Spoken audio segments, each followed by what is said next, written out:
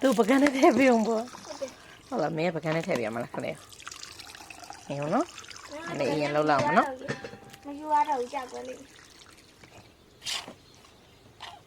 တော့ကောပကိုင်းမှာပဲနို့နှစ်ပူးလုံးမှာပါလေ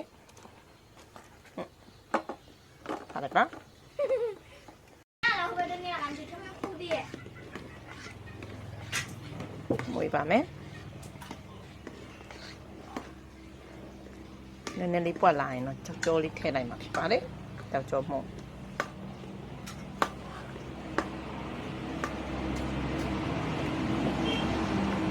ကြောက်ကြောလေးထည့်ပြီးတော့ထပ်မွေးလိုက်တာဖြစ်ပါတယ်ကြောက်ကြောလေးကတော့နှစ်စွန်းပဲထည့်လိုက်ပါတယ်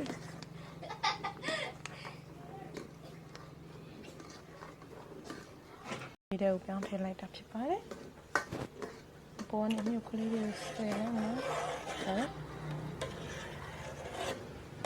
ဒီလိုတော့မဟုတ်ပါဘူးသူများလောက်တာမြင်ဘူးလို့ပါမြုပ်ကလေးတွေဆွဲပြီးရင်တော့ထညက်ရည်လေးကျိုးမှာဖြစ်ပါတယ်ဒီကျက်တက်တာထဲမှာအိတ်ခံပြီးတော့တကာလအောင်ထညက်ရည်လေးနဲ့တခါလေးစားမှာဖြစ်ပါတယ်ဟိုကတော့ကျွန်တော်တို့အတီးရွက်တွေကွာခဲနေလို့ကတ်မိုင်တမီတော်လေးကတော့အားကိုစားကြနေဖြစ်ပါတယ်တဲလေးဟိုမှာရေဟိုကတဲလေးဟိုမှာထညက်လေးယူပြောမမျိုးထညက်ရေကြိုထားတယ်ကြောက်ကြောနည်းနည်းများသွားလို့မှာသွားပါတယ်ပထမဆုံးအချိန်ဆိုတော့နည်းနည်းတော့ပထမဆုံးအချိန်ဆိုတော့နည်းနည်းတော့အေးပါလေးစမ်းပြီးတော့စားမှာဖြစ်ပါတယ်ပထမဆုံးအချိန်ဆိုတော့ဝဲအမားနဲ့တော့ဘယ်ကင်းမှကလေးစားကြည့်ပါအောင်ကလေးစားကြည့်ပြီးမမေကိုပြန်ပြောပါအောင်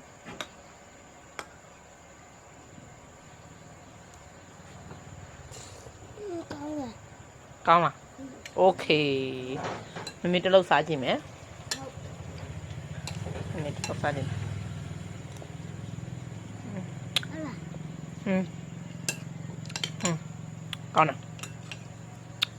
ကောင်းတယ်ကြိုက်လားကလေးအိုးရပါတယ်ဘယ်နှုတ်နှစ်ပူပါနောက်ထပ်ကလေးထည့်ကျွေးလိုက်ပါအောင်မတတာ